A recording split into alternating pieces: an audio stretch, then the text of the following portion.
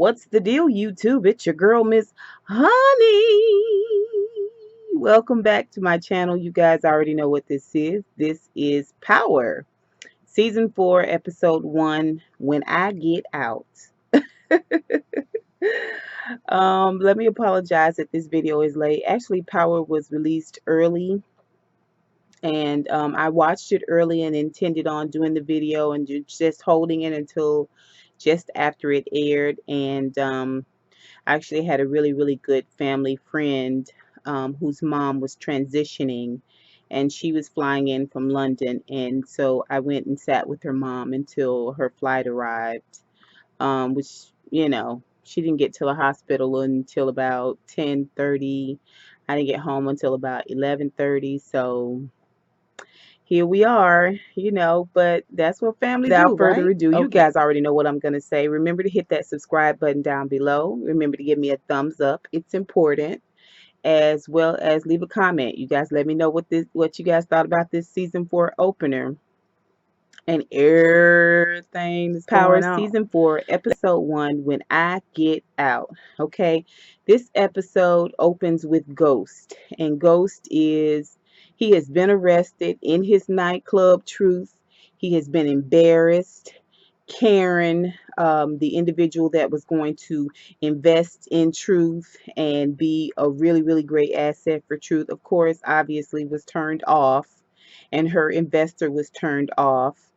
And now we see Ghost. He is in the police station, and he is putting all of his belongings up. And as he's putting those belongings up, he is replaying in his mind every time everything that someone has told him about Angela being like this really snaky witch. And he's just thinking about it like, man. And Angela walks up, they're prepping him to, to put on the orange jumpsuit, and she walks in. She is so satisfied with herself. Like, she really feels like she knows what the hell is going on. And Angela is she's so self-righteous, even though she's slimy herself. Like, you grimy to death. She makes a slick comment because Tasha is calling Ghost, and she makes a slick comment about, well, I can have a unit sent by your house. And Ghost just took the slightest little step towards her, like, bitch, I will snap your Mickey freaky neck. Okay, I will snap your neck. I don't want to snap it, but I snap it. Okay, I snap your neck and hold your limp body like Tommy did Holly. I still think Holly killed that dog, but I digress. Anyway, um so they haul him off, take him back. Of course, he finally gets a phone call. He calls his lawyer Proctor and tells him the skinny, I need some help. And Proctor tells him, don't talk to anyone, don't have anything to say. Ghost attorney Proctor tells him, be innocent, be harmless. So he can't really be up in here like, I'm Ghost, fool, I'm Ghost. What? No, he's got to be James St. Patrick while he's in there. And he's got to maintain we also get to see R.I.P. Charlie Murphy. Charlie Murphy is sort of like the CO in this prison where Ghost is. And you can see that Charlie Murphy was sick. You can see it now. I mean, I think we could see it kind of all along when he was on tour with D.L. Hughley and a couple of the other comedians, but you can really see how sick he was, and to continue working as he did. Well, he's the kind of CO that is kind of a butthole. He considers Ghost to be a cop killer, which is it's so not funny, but I mean, just think about it. Everybody thinks he's guilty. The whole motto is innocent until proven guilty. But even when they go to the arraignment to see if he can get bail, they consider him to be guilty. The judge says killing a federal officer is no laughing matter. And I'm like, but you guys haven't proven that he's killed him. So, you treat him like he's already this criminal. And I mean, Ghost is a criminal. He's guilty of killing quite a few people, mostly people that are, scumbags. But at the same time, um, this isn't justice. He calls Tasha, of course, and he wants her to, do what she has to do, to hold everything down till he gets out. He apologizes. Get this money up. I need this bail money. You know, let's see what else. And, he's generally going through it in jail. And we see that the CO, this guy that's played by Charlie Murphy, has taken his mattress. He knocks his food out of his hand. They end up, him and another guard, mollywopping Ghost at the end of the episode. So he's going to be in jail for a while. He's not in jail like Lucius Lyon, you know what I'm saying, with steak and lobster and you know, audio equipment. Just He in talk jail really, jail, really right? quickly about um Kanan, and Jukebox and Drifty and Andre, okay, and Tariq. Let's talk about those three individuals, Kanan, Andre, and Tariq. All right. We already know that Kanan is on some old Chester molester type stuff. Like he's not trying to molest Tariq, but just the way he coming at Tariq is real, real, real creepy. Like the way he talks to him is real creepy. I mean, it's kind of almost like you talking a woman into um walking hitting that stroll for you. You know what I'm saying? He's very, very creepy to me in his conversation and the way they texting each other late at night, like girlfriend and boyfriend. Like I don't like it. I don't like this whole look on 50 Cent at all. I need this Tariq thing to wrap all the way up because at this point it's getting weird. It is getting weird. Like even with him being with the little dude passed out and the arm around him, like I'm like, mm, ah, you know what I'm saying, grown ass man, it's a little Chester to me. That's how I feel about it. Okay. So, of course, he's essentially kidnapped Tariq, unbeknownst to Tariq, and he sent this text message to Tasha in the last season to say, "Hey, got your kid. I need money." Well, um, Andre finds out through Tommy that Tariq is missing. At the same time that Tommy comes to tell him about Tariq, this is right when Ghost was taken to jail. So at this time, Tasha doesn't know, and neither does Tommy. And so while he's trying to get called, Dre to task about um where is Tariq? I need to find Tariq. And he was like, I don't know. He was like, who is this Slim character? And Tariq was like, I don't know. You told me to fall back. You told me to mind my own business, to stay out of, their family business. And that's what I did. So now you're making me responsible for the fact that Tariq is missing.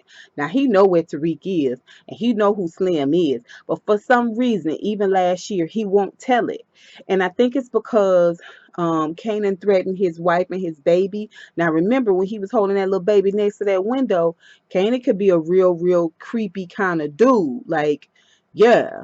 So I can see why he's afraid, but I think he should have at least trusted Ghost with the information. Now the fact that he is sitting on the fact that Kanan is alive and that he's sort of wooing Tariq is a mistake. I think that's gonna make this Dre's last season. Honestly, I mean, I think he might catch one of them hot things. You know what I'm saying? So, of course, when he tells him about Tariq, this is the moment that he's calling Karen the investor to try to smooth it over. Ghost is in jail. He'll be out really quickly. This is all a misunderstanding. He can't. Tommy snatches the phone out. Where is Tariq? And he says, I'm not responsible for Tariq, remember? And he says, well, with everything that's going on with Ghost being in jail, and Tommy, he was like, wait a minute, you don't. Tommy was like, Ghost in jail, you don't know? No, Ghost is in jail. And he was basically like, while you over here worried about me, you need to be worried about what's going on with your boy. So then Tariq goes over to, not Tariq, Andre goes over to Kanan jukebox spot where Kanan is staying, and Drifty is there, and the kid is knocked out in the back, like he's drugged within seriously, it's the creepiest shit. Like, I don't even get it. Who drugs a kid? And you know what I'm saying, you guys are like, it's weird. So, um, basically, Dre is able to talk to Kanan and negotiate to release Tariq. Basically, you're not gonna get no money anyway because Ghost is in jail. How you gonna get money? How you gonna get money for him? Tasha don't have that kind of money. You ask for money, man. And of course, y'all know Jukebox is hardcore. You know, she's like, I don't give a, they don't have nothing to do with us. You know what I'm saying? Basically, we need to get our money regardless. You know, just like totally shaking the dude down. Like, I don't like, I hate bullies. I hate, anyway. So he agrees to give Kanan 10 grand. So they want each 10 grand each. Basically, now y'all finna pimp out Dre in order to leave Tariq alone. So I guess it's admirable. They really want 15,000. So now he got to come up with 45K to pay all three of them to leave Tariq alone. Like, now do you want to tell somebody, Dre? Now do you want to say something to some motherfucker? I mean, okay, you don't say anything to Tommy because Tommy is a hothead, but come on. You could have told Ghost. Like, I just, okay. So that's that whole situation. They agree to let Tariq go. They talk to Tariq and tell Tariq, you gotta tell your mom something because while you had too much lean, you passed out. You know, Thrifty's old dumbass. He was playing a trick and he sent your mama a text saying he ransomed you off and stuff. And he was like, why you do that? He said, cause he's stupid, he's dumb. Yeah, but you can't tell your mama about me. You can't tell your mama where you been. And take this burner phone. Don't call me from your phone. Call me from this burner phone. Now, all of this seem cool to you, Tariq. All of this seem copacetic to you, even though you might be this sheltered kid. Still, all of this seem like it's on the legitimate up and up and up. Really, you a kid that's on the internet, that reads and writes, that is up on current affairs, and you think that this is okay, this is what adults do.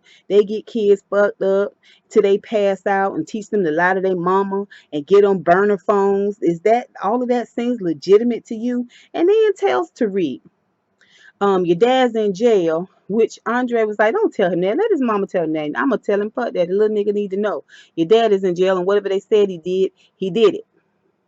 And Tariq believes it all. I'm just like, it's I mean, they're sheltered and then they're sheltered. Like, aren't you even slightly remotely creeped out by this cat, that he's hiding in the shadows and you can't tell nobody about him? Like, I don't even get that. Then he goes back to the house. Andre gets him back to the house. Of course, Tommy is pissed off. He's like, where is he been? You know where he is. And Andre just tells him, what about a thank you? What, you know what I'm saying? Andre is one of the most disrespected characters on this series. Like, he's never getting any respect, and he always goes above and beyond, like with the 45K, to prove that he down.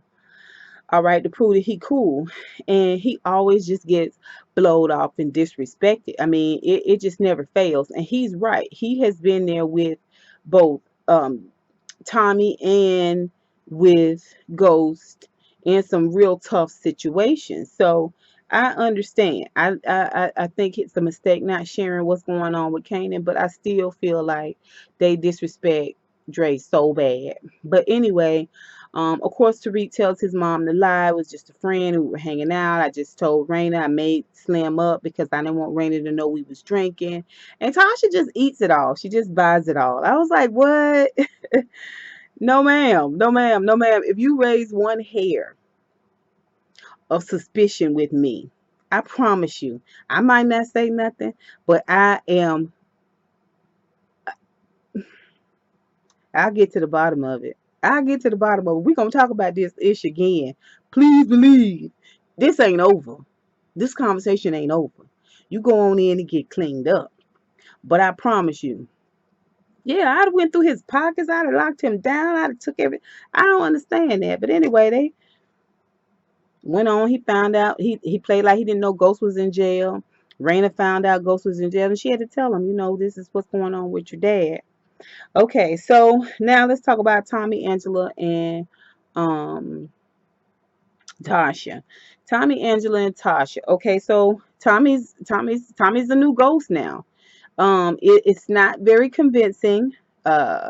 His partners, who is Julio, uh, and Patar was supposed to go on back to whatever foreign country Milan and all them was from, and he didn't. He stayed here because basically he's supposed to keep his eye on things just to see if Tommy is what's good, because they really wanted Ghost to run the drugs because Ghost is, he's a phenomenal drug dealer, right?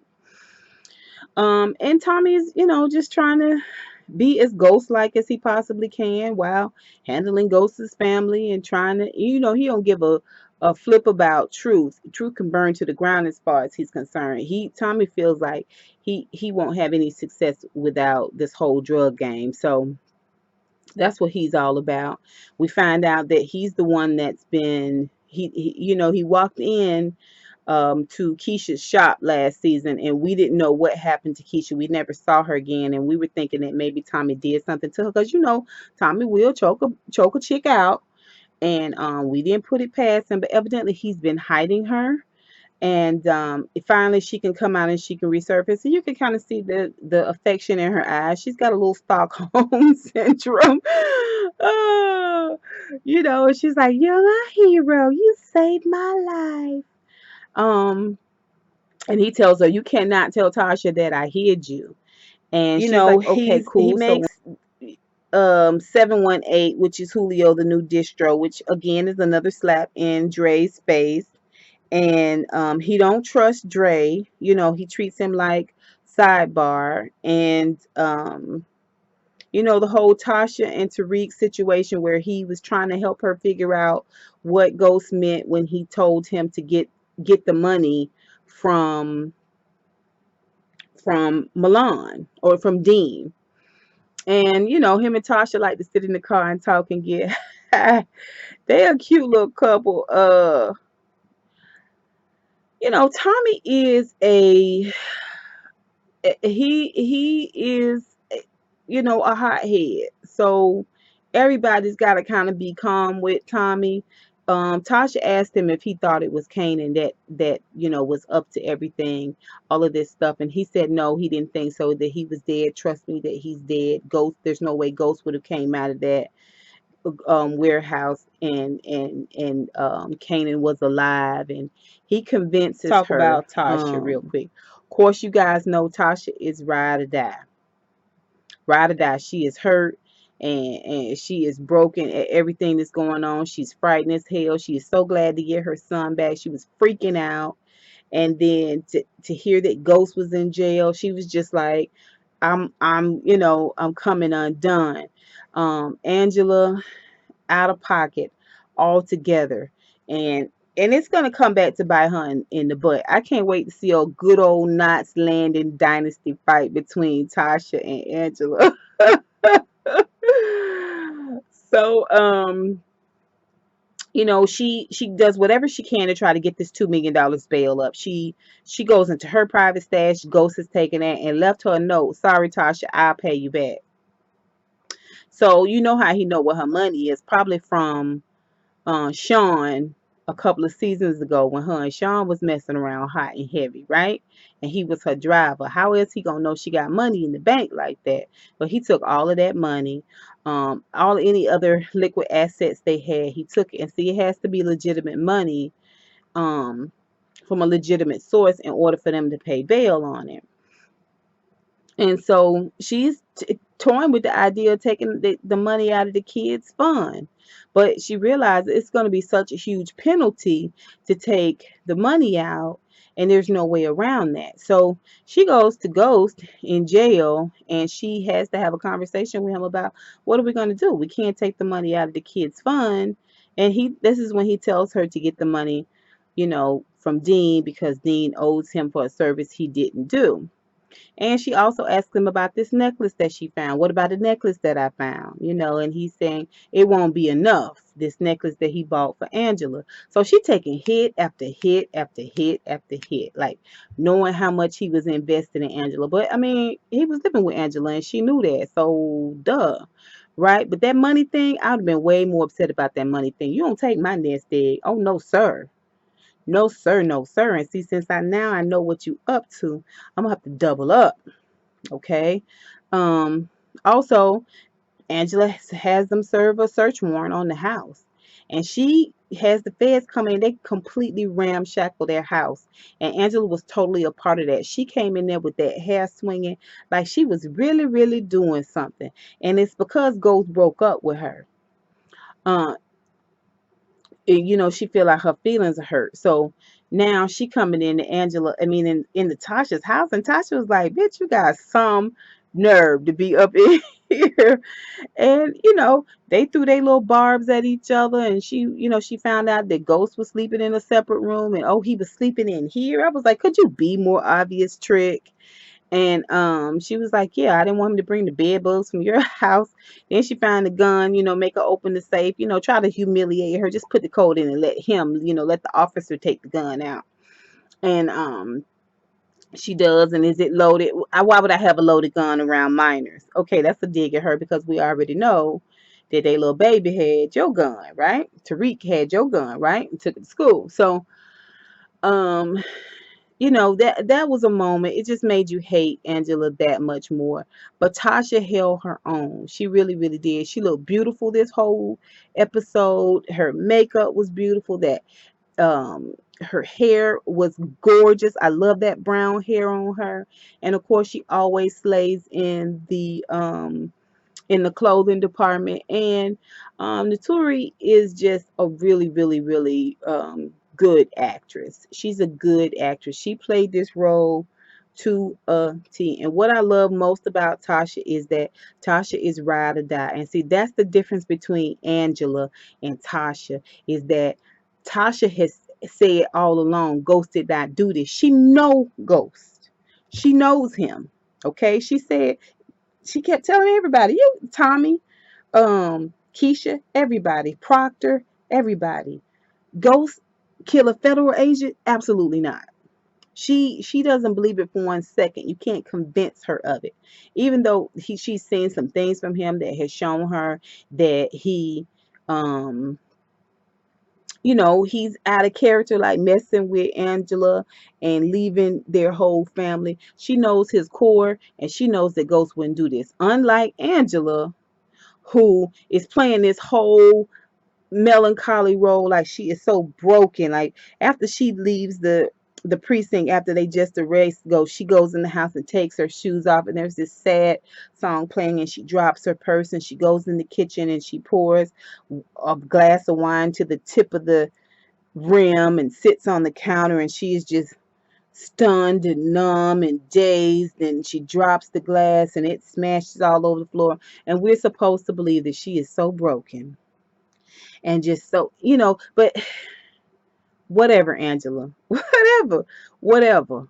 I don't even want to get into this whole situation about Angela real deep, because I don't want to come across as a hater, but I'm gonna say this and then I'm gonna let it die. you know you're a side chick. Clearly you're a side chick, because you don't even know the man. Like, you're not even remotely riding out for Ghost, and that's why you and Ghost can never be together. Y'all can never be together because you're not that chick. You're not that chick can keep your mouth closed. You're not that chick can go over here and get a stash, and go over there get a stash, and go over there and grab a bag. You know what I'm saying? And never open your mouth. You're not that chick that can hold him down. All right, at all. And the way she talked to Ghost and the way she treated Ghost just let me to know she don't know Ghost at all. Now you know Ghost penis, but you don't know Ghost. You don't know um James St. Patrick. Not at all. Jamie. Whatever, girl. And as she's, in her office and she's trying to be second or third chair. Really? First of all, you dumb. How you gonna be second or third chair? You got direct contact with the defendant. You had an intimate relationship with the defendant. Where they do that at? Where they do that at? You know you can't be in on this trying to. You're saying you still trying to come up in your career? Oh, he killed a federal agent. Really? That same federal agent you went to your boss and lied and said that he had an unhealthy relationship with you and he was stalking you and you didn't feel safe. And they put that man on suspension. Okay, and let's not forget about all the stuff you helped Ghost do outside of this whole your federal agent boyfriend being killed. Let's not forget about all that stuff you helped him do, all the cover up and all the information you gave him about what was going on and with the investigation with Lobos and all of them. Come on, Angela. Come on. You act like you squeaky clean, like your garment is without blemish or shame. No ma'am. No ma'am. No ma'am. Absolutely not. Oh, she's so low class and just so.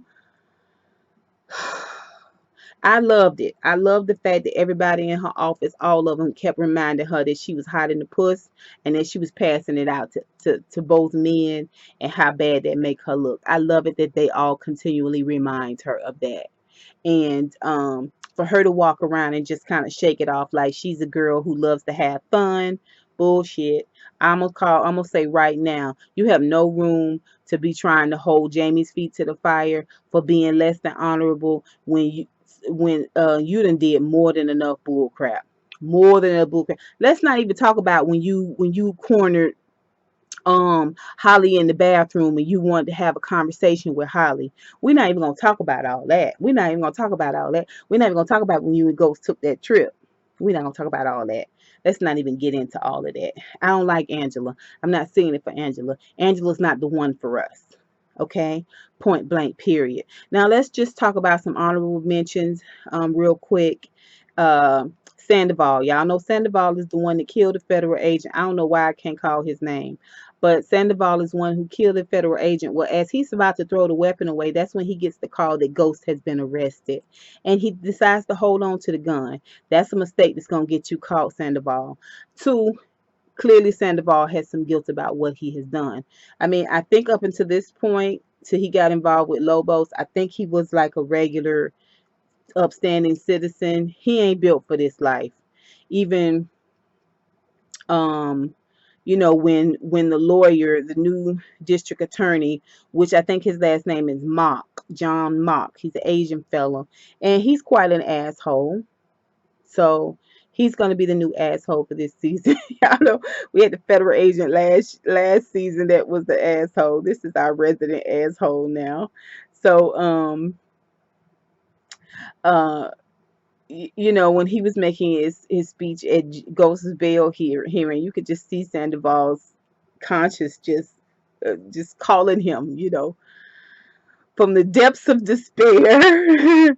And so we'll see what happens. And he really thought he was gonna get Ghost's case, but no, they give the case to this Mock guy, John Mock guy. And then let's talk about Proctor. Proctor's got some issues with his wife. His wife is pretty strung out on this cocaine, and she says he put him onto it. Which that's how Proctor and Ghost, that was their bartering system. Like Proctor did legal work, and Ghost gave him cocaine um as payment, as part of his payment. So this wife, he and his wife share custody. She gets the custody on the weekend, and he must have the little girl all the time. And the wife is pretty strung out, and the little girl is going through a lot with them fighting all the time. So I mention these people because these are going to be our auxiliary people that are probably going to be killed, in jeopardy, in prison. You know what I'm saying? These are the filler that outside of our main characters that are always in jeopardy. We need to know who these people are, okay? And we need to know their role. Lala, aka Keisha. Keisha obviously got a thing for Tommy. She goes to see Tasha, lets Tasha know she didn't appreciate her hemming her up in her shop and putting her in a bad position with her shop business and all of that. But she's ride or die. She wants to kick Angela's ass when she comes in with this warrant. She's also there for her with the whole Tariq situation.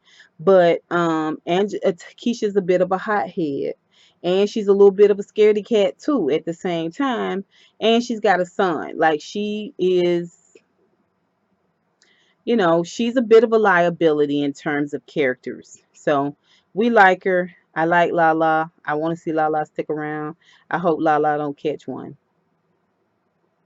So yeah, those are our characters to watch. The new DA Mock, Keisha, Proctor, and Sandoval. Okay, that's it for me, you guys. That's it for Power. Um, what do you guys think about Power this episode? What do you guys think about Kanan, the Kanan and Tariq situation? Like, I don't know. To me, is it creepy to anybody else but me the way, he sits right in Tariq's face and talks so intimately to him, like almost like he's wooing him. It's weird. It's weird that Tariq isn't weirded out by it. You know what I'm saying? What grown man has you all up in his spot with other grown people drinking and treating you like you a grown up and you from the boy, bye. Goodbye. Goodbye. And what do you guys think about Angelo's slick ass? She feel like she is without blemish or shame, baby. When I tell you she feel like she is pure as the driven snow and you got blood all over you. Ooh, I can't take Angela. What do y'all think about Tasha?